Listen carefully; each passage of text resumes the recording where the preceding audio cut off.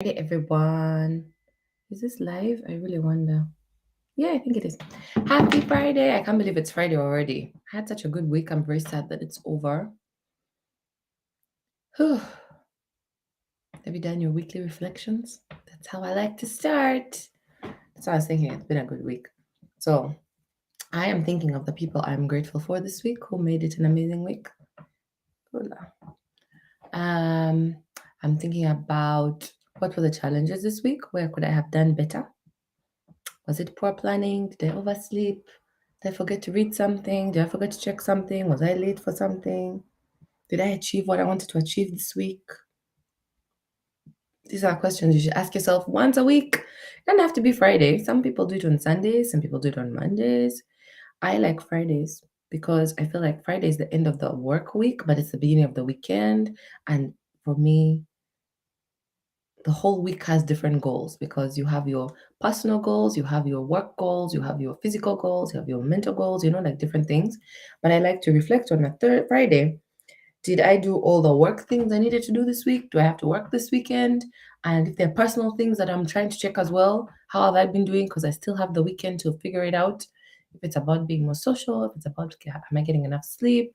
So I like Fridays and I also like to prep for the week on Sundays. So find a system that works for you. But what's important is that there's a system that you are checking in and you are measuring these things. Whenever you have a new goal or a new intention, you need to be reflecting regularly and checking, am I actually doing it? Is it working? Is it working well? What are the obstacles in my way? How can I do this better? If you keep asking yourself these questions, you keep improving. Such is life, such is the way. So, we are talking about communications today. It's communication series. It's exciting. I love it when we start a new series because all these topics come from you guys. So, it's always about questions someone asks or can you please discuss the topic? I want to know this and I'm like, "You know what? Okay." I love the feedback, guys. So, if you have any topics you would like us to do, I think we have the next one. It's going to be branding, but we are open for after that. So, let me know what you're interested in. Communications. Oh my gosh, communications is so important. I cannot stress this enough. I know what's wild. It's the things that are most important that we take for granted and we just don't like put in effort because we think, oh, everyone knows how to communicate. Just go with it. No, no, no, no, no. And yet, this is something that affects every relationship in your life. It affects how everything flows because no man is an island. We don't do things by ourselves. We all work with other people. We live with other people. We have to buy things from other people to survive or like sell things to other people as well. So, communication is a huge thing. And what would I say are communication basics? The first thing with communication is don't just assume. And I mean that in two ways. Don't assume you are a good communicator. Just don't. Even extroverted people, even if you are chatty, even if you are friendly, because it comes with a second assumption. Just because you've communicated something to someone doesn't mean they've understood. So a lot of the time we take for granted that we're talking or we're explaining or writing an email and someone has understood. But we all have different backgrounds, different upbringings. Our brain thinks in different ways. We understand things in a different perspective, in a different language, with a different lens. So, sorry, I just woke up. It's early morning here. Um, so you can't assume people are understanding you. You can't just assume you're a good communicator. You can't assume what you've communicated is what has been understood. And that's where we first go wrong. Because assumptions make an ass out of you and me, I believe is the phrase. Assumptions are a deadly thing. So that's one of the things I learned actually quite late, I feel, because I just assume people understand when I'm explaining something, or like you have the perspective that I have, or you know what something means. When you're in a meeting and someone starts using abbreviations because it's assume everyone knows what they're talking about. That's rude. That's not being a good communicator. Even if we work in the same industry, you don't know if I remember things like that. You don't know what day I'm having. Just be clear. Because at the end of the day, when you communicate, it's because you want to be understood, right? So it's in your best intention to make sure the people around you are understanding you. And that's about your audience, not about you. So to be a good communicator, you have to be thinking about who are you speaking to or emailing or showing or giving signs. Are they understanding you? That is the measure of a good communicator. Not do I speak loudly or do I talk a lot or am I written a 7-page email? That is not the measure. Are the people you're communicating to understanding you in all different situations? That's how you know if you're being a good communicator. So the first step is don't make assumptions. Don't just assume you're great. Also, don't just assume you're a bad communicator. A lot of people are like, no, I'm not a good communicator. I'm very shy. I don't talk a lot. I don't know how to explain. But when they talk or when they explain something, it's very clear. That is, just don't like shoot yourself in the foot. First, just be aware, be kind, but be open. Like, what type of communicator am I? Is this something I can improve on? Yes, because you can always improve. Um, Assess for yourself and say, you know what, let me be open to learning about how I can be a better communicator. Or let me look at the relationships I have. Why does this person always get so angry with me so fast?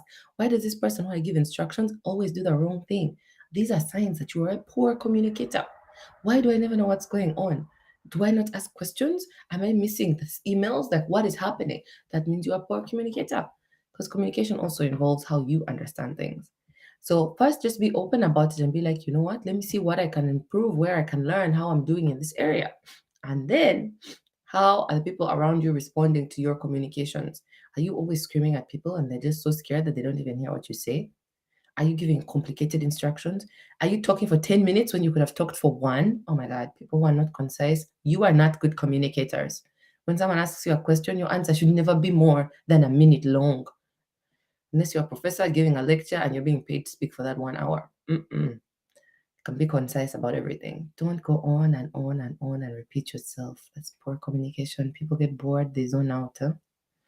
So there are so many areas you can improve as a communicator.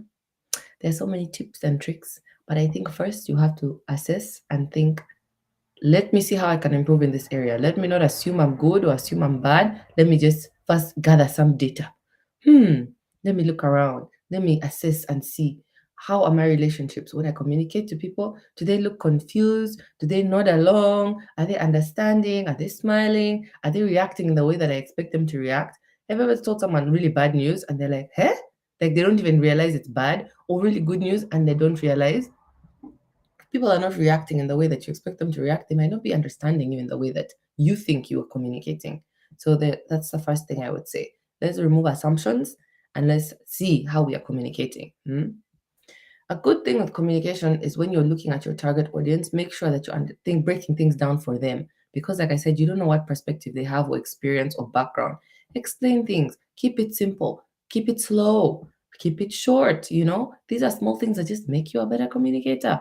And look people in the eye, make sure they're looking and they're with you. Even when you're doing speeches, it's something that I really struggled with actually. Looking people in the eye while I'm making a speech, like I'm on a stage, I'm sweating, I'm thinking what I'm trying to say. I have my own problems, but you're not communicating well if you're not giving eye contact. So I had to start to practice. Look people in the eye. I actually drew eyes on post-its and I stuck them around my room. So when I would practice a speech, I'd have to practice looking at the eyes along the wall. So that you know how people make speeches and they get stuck in one place and look at one person. That's not good. So I practice, and then when I practice with people, it became easier. Like, okay, guys, please sit and I practice my speech. I'm gonna look you in the eye, okay? They're like, okay. And I would practice doing that, but it helped. So you find the areas that you're not great at and you can improve them. You can find small, silly ways that you practice and you get better. If you find yourself sending emails that are more than 2 paragraphs, let's try and stop that, huh? Let's use bullet points.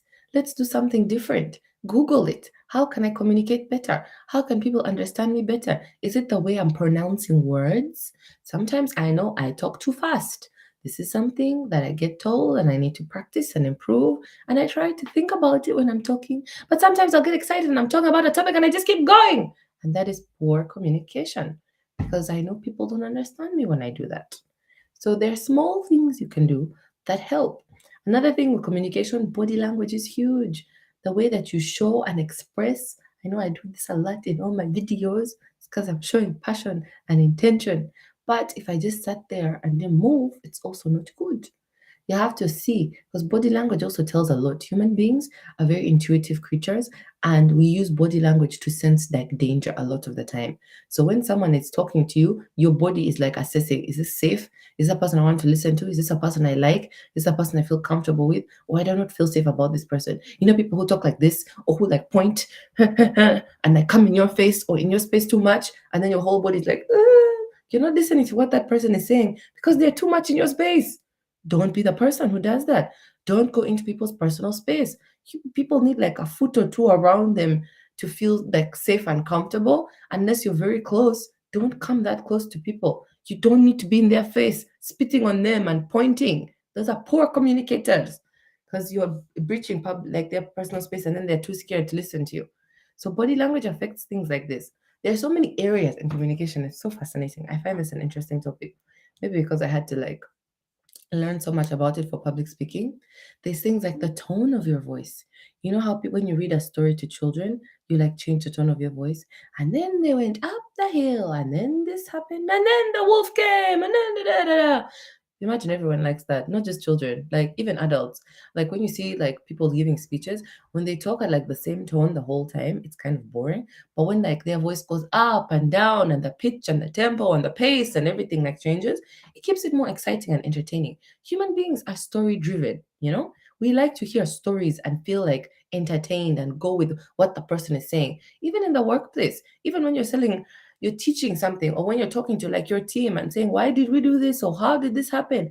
Sit and tell the story. You know why this is important to the company? We can't have this because when customers come and they find it like this is the thing that they feel. And then they won't want to come back. It's not that you're patronizing people and treating them like children, but you're giving a story which gives context. And the story is entertaining, so people will listen. So they'll absorb the information you're giving better. And then next time, before they leave like the mop out, they'll remember the story of how when a customer came, they fell on the mop and then they got upset. And now that's the story that your boss has told you. So you won't leave the mop out next time, you know? So it's a different way. There are so many ways to get people to understand what you're saying and what you're giving, the information you're bringing. And that's usually important. Otherwise, why would you be bringing it to them? Whether it's instructions or it's directions or it's a teaching or it's you need something, you want people to understand you when you communicate. And that's why you have to take time to improve in your own communications to make sure that people are listening to you, are understanding you. I understand because a lot of time people don't understand me. Sometimes I'll go and give a talk and I'm looking as I'm talking, glass eyes, you know? People are just like, what is this chick on about? I don't know if it's they don't understand how I sound or I'm talking about something boring, but I can sense and see it's not entering. What I'm putting there is not going anywhere. So it means you have to change what you are doing. It means you have to talk about something else, talk slower, maybe sometimes for me, or speak more clearly, you know? Don't talk with food in your mouth. You know, when people are like on the phone or like talking to you and you can't really hear, there are many things. Even when some people don't really open their mouth when they talk, they'll talk and like mumble and you don't really want to. There are so many things you can do to improve your communication. Things like enunciation. Open your mouth well. And you'd be, this is wild. Like the fact that we have to learn these things, I'm like, huh, you would think it would be obvious that you need to open your mouth really well when you speak. It's not. And it's also something you practice and you get better at. So people don't like have to say, huh? What? Because sometimes people get tired of that. If they just know that one mumble, what they've said, I don't care. Because it's just too much effort to get the information from them. Then whatever you're saying, no one is going to hear. And what you're trying to communicate is important, right? Quiet people, please, please, you gotta speak up. I say this like at the beginning of every like class or workshop when I'm about to do Q&A. I'm like, ladies, please speak up because we have the shy ones, we have the quiet ones. We're so used to their own voice being so low, they think it's okay. And like, I think my understanding is when their voice is louder, it makes them uncomfortable. So they feel like they're making other people uncomfortable. But guys, if no one can hear you, there's no point in you talking. That's just the cold, hard truth. Mm? Volume is a simple one. Just add volume. Project your voice. Project means you are propelling your voice. Because if you're talking like down and enclosed, it's very hard for people to hear you, especially if you're in a room, like a meeting room or a classroom. Project your voice. People need to hear you. Whatever you are trying to say, if no one can hear it, you might as well have not said it. It is the same thing. And you don't want people to have to say, huh? What was that? Speak up. Because now you're just annoying everyone. So they're not even as receptive to what you're going to say. Please, please, please project, speak up, let people know what you're trying to say. Because you're saying it. That means it's important to you that it's out there. So there are like a lot of small things with communications. But my major point for today was it's important that you communicate. I think this week we were doing communication for entrepreneurs. There should be a video about that. Entrepreneurs is one I wanted to start with because they have to communicate to like a lot of different stakeholders, like whether it's your team or your suppliers or your customers or people give you a license, your lawyers, you never know who it is. But I would say something that's same for them and for everyone. Be clear in your communications, and you'd always rather give too much information than less. You'd always rather ask too many questions than less. With communication, I think more is better, but not more in big chunks, if you get what I mean. I would always rather someone asks me 7 questions before they get the task, like start doing something, rather than they do the wrong thing and they didn't ask at all. But you also don't want someone to sit in your office and ask a question that's 15 minutes long. So let's not be those people, guys. That's poor communicating. There's a simple things we can know. You don't want to go too deep into things. You need to stop and pause and break to make sure people are with you. You know how some people say, "Are you with me?" You get it? I think you say, "Ochitegeda," "Ochitegede." One of that's "Ochitege" something. You have to check if people are understanding and they're keeping up with you. So you don't want to go too deep and too far and no one knows what you're talking about. So always over communicate. Like when you have to give someone instructions or you need something, please, can you send me this file that is this, this, and this? Oh, this stresses me sometimes. Like with my team, they'll be like, "Oh, madam, please send me the email. Or please send me the file." I'm like, "Girl, do you know how many people are asking me for things in any given moment? You must be specific. Which file are you talking about?" "Oh, madam, he has replied." Who? You have to give all this information. Give as much information as you can to make other people's lives easy. The problem with communicating, I think, and how we become poor communicators, we are assuming people are understanding and thinking of what we are thinking of. In this moment, when I'm saying, "Please send me that email," what am I talking about? How is someone supposed to read my brain and know which email and which person and which topic I'm thinking of? This is where we go wrong because you're making assumptions. "Oh, did you pick up the things?" Eh? Which things? "Did you collect this from that person? Have you sent me the report?" Tell people what you mean. You don't know what they're dealing with, what they're thinking about. Just because it's the report you're thinking of, why should they be thinking of that report on Tuesday at 4 p.m.? Why? Even if you've been in the same meeting, even if you are all on the same task force, even if you sit right next to each other at the office. "Oh, hey, please send me that report on mineral studies that we were talking about yesterday." You have to be specific. Give information. Do not assume people know what you are talking about. Give as much information as you can so things are clear. It's not repetitive. Human beings have small capacity, man. We all have phones. We're busy. We're stressed. We have problems. We have obligations. We have daydreams. We are hungry. We are confused. You have no idea what's going through someone's mind at any given moment. What makes you a good communicator is you have given them all the information they need to do that task or to satisfy that problem or to figure that thing out that you need them for. Even when you ask questions, be specific. When you said this, do you mean this or do you mean this? How do I do exactly this step on the process? What do you mean by this? How can I do this? Don't just give vague, open questions. And don't be quiet when you have a question. That's also poor communicating. Not communicating is poor communicating, just by the way. So be specific, give information. You cannot be making assumptions about what people understand or know or are thinking of. That is the most, that I feel like that's the biggest thing that changes the way you communicate. Once you start to realize people are not thinking the way I'm thinking, you start to communicate better because you realize I need to communicate in a way that they will understand me. I need to make sure that when I'm talking about the report, they know which report I'm talking about. Or when I'm asking them to help me with this particular thing or go and buy this, how do you know that they're going to buy the one that you mean? Specific, be specific. It's not that hard. Trust me. You practice, you get better at it. And once you get better at it, you see the benefits. You don't have to explain yourself 7 times because you explained yourself well the first time. When you run a business, when you're a leader in a team, when you have to run a household, communicate well. It saves you time, it saves you energy, it gets things done correctly the first time, which will save you so much in resources, in your time, in your money, in your energy, in what is available to you. Communicate clearly. Don't make assumptions, man. Everyone is coming from a different background from you. Even your own sister or brother who has the same exact upbringing as you is not thinking about what you're thinking about in the moment that you're thinking of it. You know what I mean? It's not about background. Everyone in every moment is coming from their own world. And now you are coming into it with your communication. So ask that question, give that instruction, specify what you are trying to get out of them and what you want from them, what they want from you. Communicate, keep that dialogue going. It's so hard to get people to be good communicators, man. I'm not saying I'm perfect. I also struggle. I have my flaws, and I'm always trying to learn and see how I can get better because I've seen the benefits. When I improve in this area, oh wow, now these people understand me. When I improve in this area, oh now I'm getting this the way I need it to be done. Some people prefer if you write everything down for them. Some people need you to send emails or WhatsApps. Oh my God, WhatsApp saves us. Some people like my Luganda, you can see is not good. But when I have to deal with someone who wants to deal with Luganda and I need something English, you write it down. They'll find a way to like get someone to translate for them, or I will find a way. Write it for me in Luganda and get someone to tell me exactly what this is, you know? Sometimes things like that help. There's so many ways to communicate. It's about putting in that effort to make sure your target audience is understanding you and you are understanding them. If you are not understanding, it is your responsibility to say, I do not understand. No one will beat you. We are now adults. You will not get beaten for saying, I do not understand.